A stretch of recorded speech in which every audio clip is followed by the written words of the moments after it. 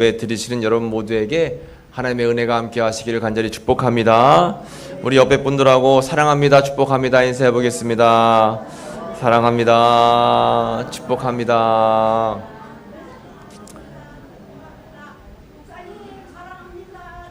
네, 사랑하고 축복합니다. 오늘은 광풍이 일어날 때라는 제목으로 함께 말씀을 나누도록 하겠습니다. 이제 소를 키우다 보면 소에 바치는 경우가 있다라고 해요.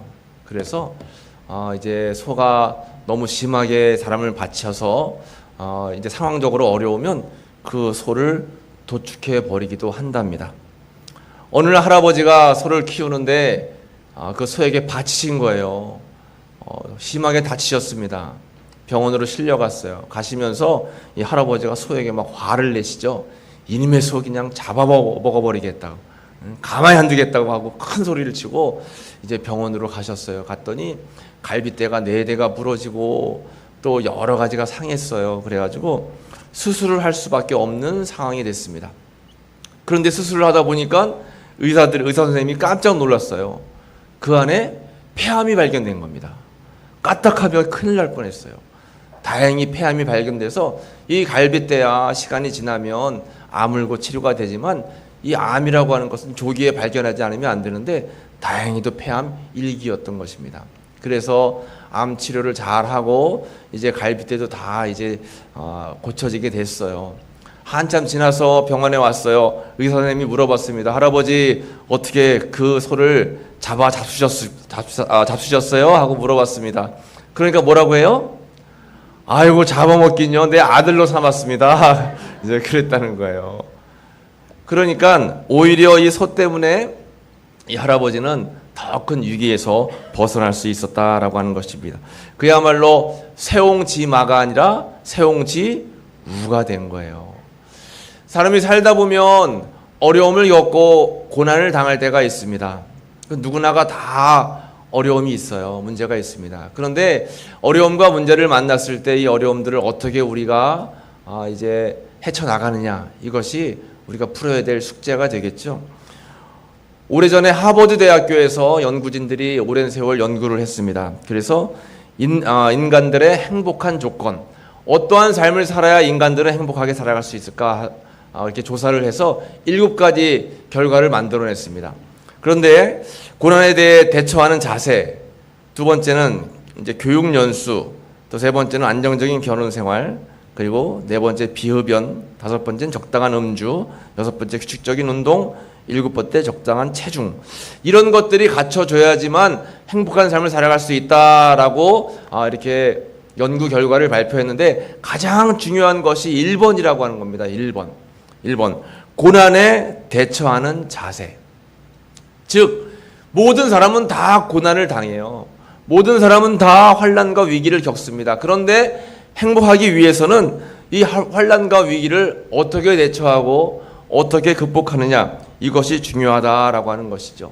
성숙한 마음으로 또 성숙한 신앙으로 이 환난과 위기를 잘 극복해야지만 우리의 삶 속에 행복이 주어진다라고 하는 것입니다. 가끔 병원에 응급실을 가보면 참 어려운 그러한 문제를 겪은 분들을 많이 만나게 돼요.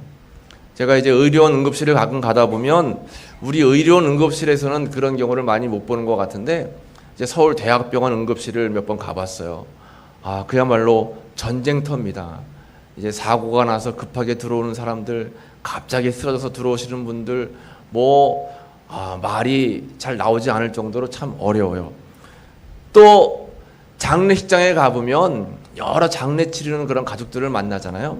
그런데 연세가 되셔서 하나님께서 부르실 때가 된 호상을 맞은 가족들은 그래도 괜찮은데, 그렇지 않고 아이고 벌써 하나님 곁으로 갈 나이가 아닌데 저렇게 죽음을 맞았나라고 하는 가정을 보면 참으로 안타까울 때가 많이 있습니다. 살다 보면 참으로 어려운 일들이 많아요. 의사 선생님들이 어려운 경우가 언제냐, 이제 검진 결과가 나왔는데 결과가 좋지는 못해요. 그 결과를 통해서 치료를 해가지고 병을 이제 완치할 수 있으면 상관이 없는데 그렇지 못한 경우가 있잖아요. 사실 저 같은 경우도 그렇습니다. 이제 어머니를 이제 여러 과정을 거쳐서 치료를 하고 한양대학병원에서 또 유명하다는 이제 선생님을 만났어요. 그래가지고 다 이제 검사를 하고 저만 큰 아들만 오라고 하더라고요. 갔더니 이제 선생님이 얘기하시는 거예요. 다른 가족들에게 잘 말을 전하라고. 인간적으로 봤을 때 의학적으로는 어머니께서 사실 가능성이 없다. 그러니까 마지막 한 달을 준비하셔라. 그런 말을 저에게 전달해 주시는 겁니다. 그러니까 전달하는 선생님도 참 어렵고 전달받는 가족들도 참 어렵잖아요. 제가 그 소리를 들었는데 막 하늘이 무너져 내리는 것 같잖아요. 이 가족들에게 이 이야기를 어떻게 전해야 되나. 여러분, 살다 보면 우리는 참으로 어렵고 힘든 문제들을 만날 때가 많이 있습니다. 그런데 이런 고통과 고난은 남의 이야기가 아니라 내 이야기, 또 우리 가족의 이야기가 될 수 있다라고 하는 거죠. 오늘 본문의 말씀에도 사도 바울에 대한 이야기가 나오는데 사도 바울이 광풍을 만난 이야기가 오늘 본문에 나와 있습니다. 사도 바울은 복음을 전하다가 재판을 받게 되었고 결국 로마로 압송이 되게 되었습니다. 로마로 가는 배 안에서 이제 잘 가다가 유라굴로라고 하는 거대한 광풍, 태풍을 만나서 배가 거반 가라앉게 생겼어요. 큰 위기였습니다. 오늘 성경 본문에서는 이렇게 표현하고 있어요. 27장 18절에 우리가 풍랑으로 심히 애쓰다가 이튿날 사공들이 짐을 바다에 풀어버리고 사흘째 되는 날에 배의 기구를 그들의 손으로 내버리니라. 여러 날 동안 해도 별도 보이지 아니하고 큰 풍랑이 그대로 있음에 구원의 여망마저 없어졌더라. 여러 날 동안 풍랑이 이어지면서 가지고 있던 기구들, 짐들도 다 버렸어요. 살 소망을 잃어버렸다 했습니다. 이런 광풍을 만났습니다. 그런데 처음부터 이렇게 사도 바울이 탄 배가 광풍을 만난 게 아니었어요. 처음 출발할 때는 상태가 어땠을까요? 27장 13절에 보면 남풍이 순하게 불매 그들이 뜻을 이룬 줄 알고 닻을 감아 그레데 해변을 끼고 항해를 시작하더니 했습니다. 처음에는 남풍이 순하게 불었어요. 그래서 이 정도만 되면 이제 충분히 배가 잘 갈 수 있겠다 생각을 해서 항해를 시작을 하게 된 것입니다. 적당한 날씨였습니다. 또 적당한 바람이었어요. 모든 것들이 다 순적했습니다. 그런데 14절 말씀에 얼마 안 되어 섬 가운데로부터 유라굴로라는 광풍이 크게 일어나더니 얼마 안 돼요. 광풍이 크게 일어났다라고 하는 것입니다. 오늘 본문의 말씀을 보면서 우리의 인간의 삶이 때로는 이런 것이 아닌가 생각이 됩니다. 남풍이 순하게 불어서 목표를 가지고 공부를 했습니다. 그런데 얼마 안 돼서 생각지 않은 광풍을 맞았어요. 아무리 시험을 치어도 합격의 문에선 멀어요. 남들은 쉽게 합격이 된다는데 어떻게 된 게 우리 자녀들은 합격의 문이 먼 것 같아요. 남풍이 순하게 불어서 그 사람과 결혼을 했습니다. 그런데 얼마 지나지 않아서 생각지 않은 광풍이 불어서 가정에 어려움을 맞게 됩니다. 남풍이 순하게 불어서 사업에 손을 댔습니다. 그런데 얼마 지나지 않아서 광풍이 불어서 고통당하는 분들도 계시고 건강의 광풍, 또 환난의 광풍, 고난의 광풍을 당할 때가 있다라고 하는 것이죠. 상황은 점점 더 어려워져 갔습니다. 그래서 19절에 사흘째 되는 날에 배의 기구를 그들의 손으로 다 내버렸어요. 배 안에 있는 기구들을 다 버려서 어떻게든 배를 가볍게 만들었습니다. 20절에 여러 날 동안 해도 별도 보이지 아니해서 큰 풍랑이 그대로 있음에 구원의 여망마저 없어졌습니다. 해와 별도 보이지 않는 거예요. 구원의 여망, 그러니까 희망을 다 잃어버린 겁니다. 자, 이제 끝났다. 우리 인생은 이 배에서 이제 마감하는 것이다 라는 그런 큰 위기를 맞게 된 것입니다. 이런 상황 가운데 있었습니다. 이랬을 때 여러분, 그 배 안에 있던 사도 바울의 태도가 중요합니다.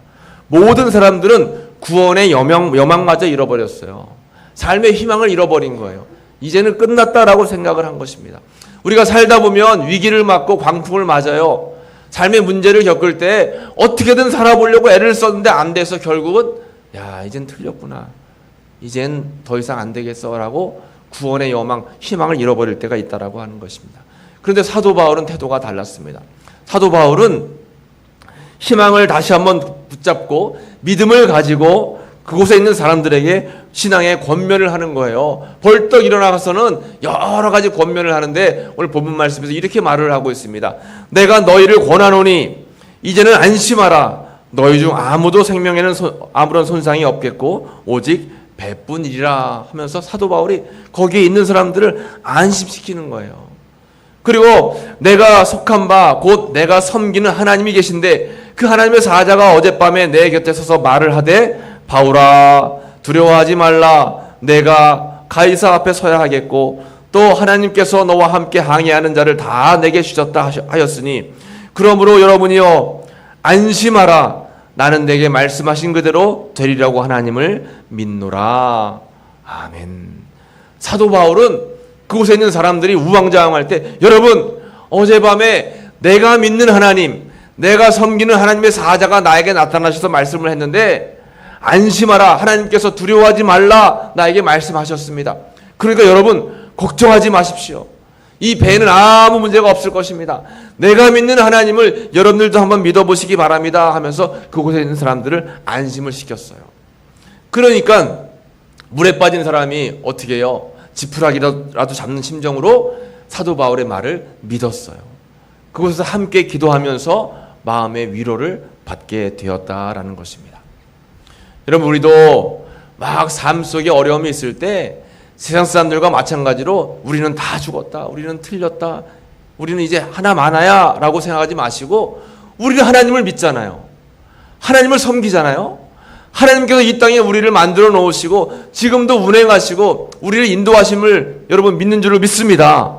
우리는 믿어요. 그러면 하나님께 맡기고 하나님의 인도하심을 구하면서 하나님의 섭리에 우리의 삶을 온전히 신뢰하고 의지하고 나아가는 것이 중요하다라고 하는 것입니다.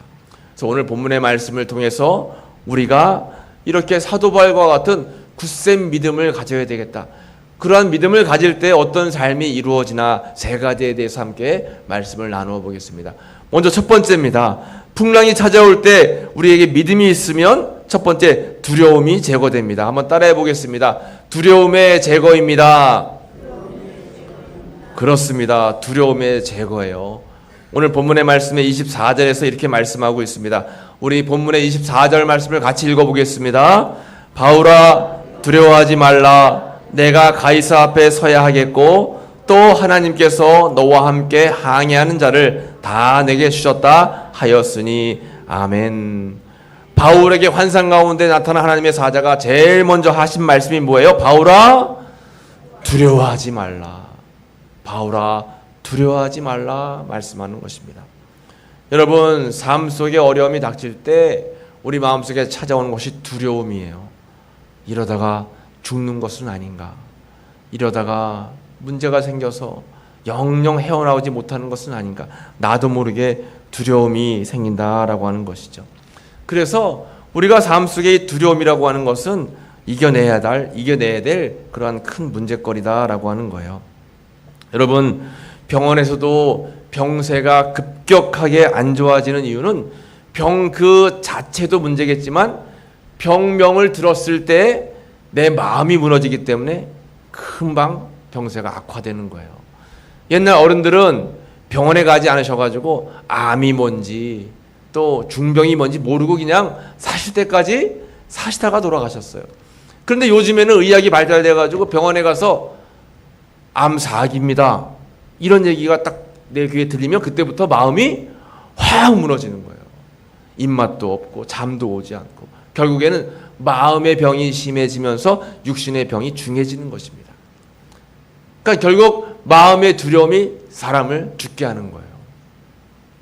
근데 우리가 살다 보면 이 마음의 두려움을 이겨낸다는 것은 쉬운 일이 아닙니다. 운동선수들도 마찬가지예요. 열심히 운동해가지고 야, 이 정도만 나는 됐어. 나는 금메달, 올림픽에 나가서 금메달을 딸 수 있어 하고 막상 당일이 되면 어떻게 해요? 마음이 벌벌벌 떨려가지고 잘 되지가 않는 거예요. 우리 양궁 선수들 보면 정말 대단합니다. 저 멀리 있는 관역에 양궁 활을 싹 쏴서 가운데 있는 10점 만점에 딱 꽂는다는 것이 얼마나 어려운 일이에요. 아마 일반인 같으면 떨려가지고 이거 부들부들 떨려가지고 못할 겁니다. 그래서 이 양궁 선수들이 담력을 키우기 위해서 훈련한다고 하잖아요. 공동묘지에 가가지고 아무도 없고 막 그냥 짐승 소리 들리는 그런 무서운 공동묘지에 여자 선수 혼자 막 보낸다고 하잖아요. 담력을 키우기 위해서. 그런가 하면 야구장이나 축구장이나 사람이 엄청 많이 몰려가지고 막 함성 소리가 큰데 거기서 혼자서 양궁화를 당긴다라고 하는 것입니다. 왜요? 담력을 키우기 위해서. 사람들은 살다 보면 이렇게 마음을 잡지 못해서 두려울 때가 많아요. 시험 보는 학생들도 마찬가지잖아요. 정말 1년 동안 더 나아가서 3년, 6년 동안 잘 준비했는데 막상 시험 보는 당일날 떨려가지고 막 문제가 보이지 않고 답을 잘 쓰지 못하는 경우가 있어요. 마음이 흔들려서 그렇다라고 하는 것입니다. 인생의 위기 앞에서 우리가 제일 먼저 해야 될 것은 마음을 단속하는 일이에요. 그것이 바로 두려워하지 말라라고 하는 하나님의 말씀인 것입니다. 여러분, 혹시 마음이 흔들리고 마음이 잡히지 않는 분들은 하나님께서 여러분들에게 해주시는 말씀, 두려워하지 말아라 라고 하는 말씀을 마음에 깊이 새기시기를 간절히 축복합니다. 예전에 루마니아에 리차드 범브란트라고 하는 목사님이 계셨어요. 루마니아가 공산화되면서 이 공산당들이 먼저 예수님 믿는 사람들을 전부 다 감옥에 갖다가 가뒀습니다. 이 범브란트 목사님도 이제 목회를 하시던 목사님이고 믿음이 있었기 때문에 믿음이 있다라고 하는 사실 때문에 감옥에 갇혀서 14년 동안 모진 고난과 고문을 당했다라고 하는 거예요. 매일매일 하루하루가 두려웠답니다. 막 두려움 속에서 어찌할 바를 모르는 자신을 발견하면서 내가 두려워하지 말아야지 하면서 성경 말씀을 읽는데 성경 말씀에 두려워하지 말라라고 하는 말씀이 곳곳에 있는 거예요. 그러면 내가 성경에서 두려워하지 말라라고 하는 말씀이 몇 구절이나 있나 한번 찾아봐야 되겠다 하고 하나하나 찾아봤어요. 요즘에야 컴퓨터를 딱 치면 다 나오지만 당신은 그런 게 없잖아요. 성경을 처음부터 창세기부터 요한계시록까지 다 읽으면서 두려워하지 말라라고 하는 말이 몇 구절이나 있나 살펴보니까 몇 구절이 있어요? 365구절이 있다는 거예요. 정말 신기하게 365구절을 발견했어요. 1년 365일 우리에게는 두려운 일이 있구나. 그래서 하나님께서는 우리에게 두려워하지 말아라 매일매일 우리에게 말씀하시기 위해서 365구절에 두려워하지 말아라 라고 하는 말씀을 주셨구나 라는 깨달음을 얻게 되었다라고 하는 거예요. 그래서 이 범브란트 목사님은 14년 동안 감옥에서 고난과 고통 속에 있었지만 두려워하지 말라라고 하는 그 하나님의 음성을 마음에 새기고 마음을 잘 붙잡았다라고 하는 거예요. 결국 14년 만에 감옥에서 나오셔서 아버지 앞에 영광을 올려드렸다라고 하는 것입니다. 여러분, 우리도 삶을 살다 보면 두려운 일들이 많이 있어요. 걱정할 일들이 많이 있습니다. 하나님께서는 두려워하지 말아라 우리에게 말씀하고 계신 것입니다. 찬송가 370장 2절 보면 이런 가사가 있죠. 그 두려움이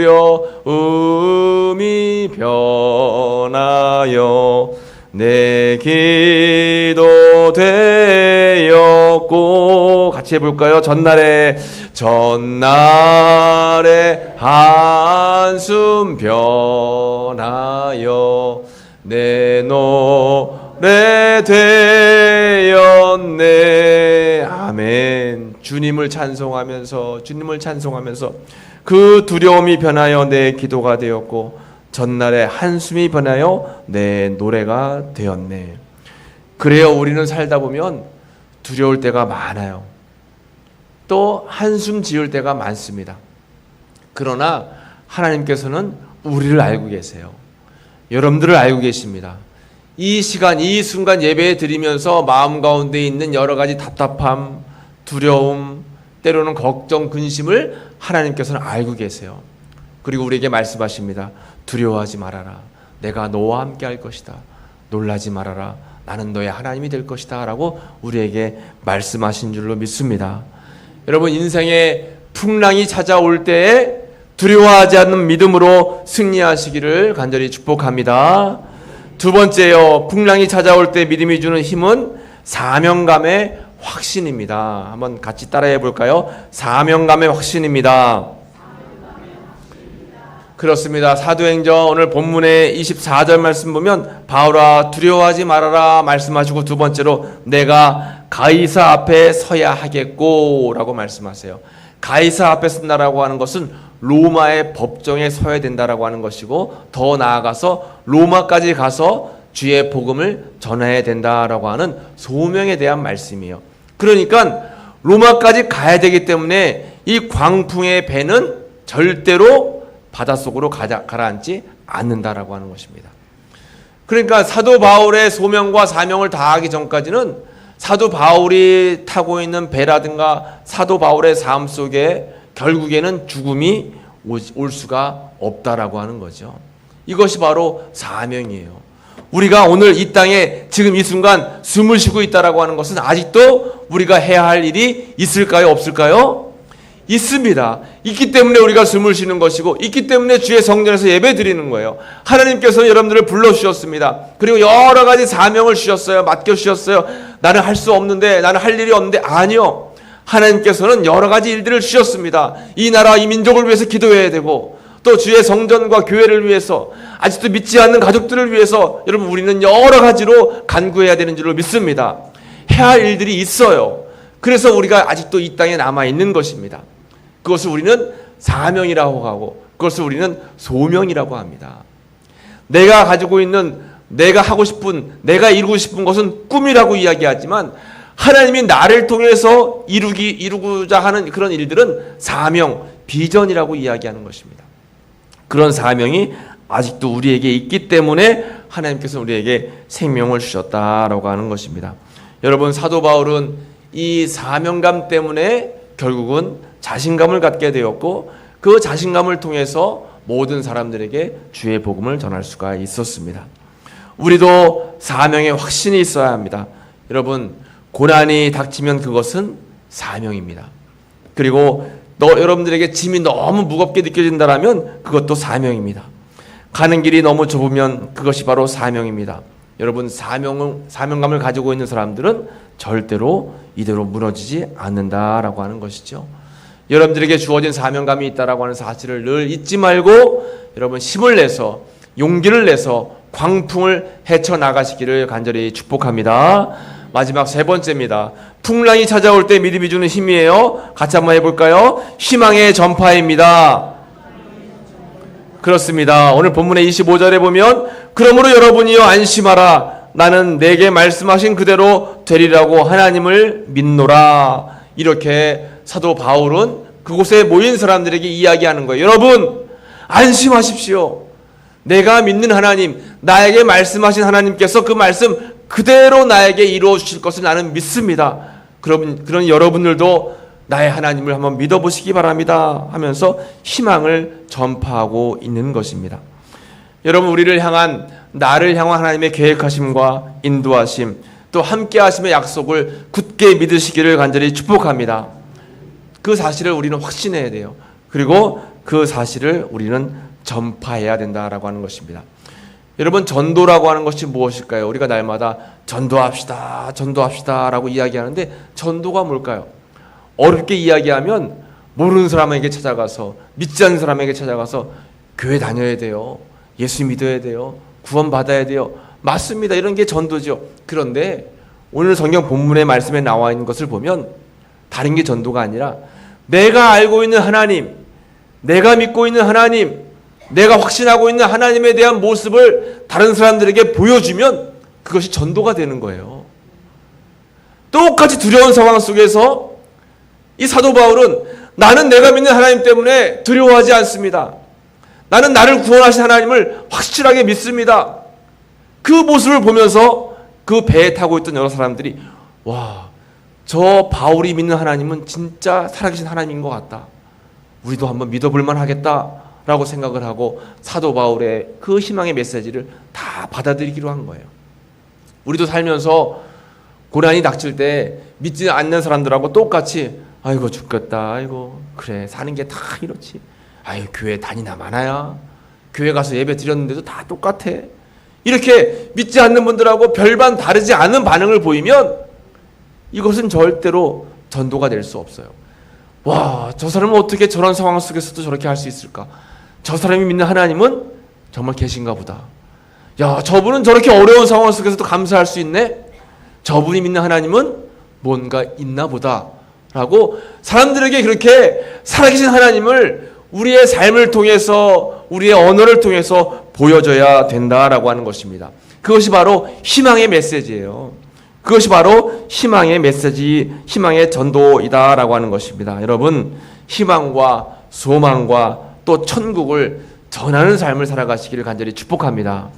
여러분, 천국이 확실하게 있음을 믿습니까? 여러분, 믿어야 되는 거죠? 다른 건 양보해도 천국은 양보하면 안 됩니다. 다른 건 다 양보하세요. 배려하세요. 다 그냥 베풀어 주세요. 그런데 천국은 에이, 내까지 게 천국이 뭘 가요? 그냥 천국 대신 가세요 하면 될까요? 안 될까요?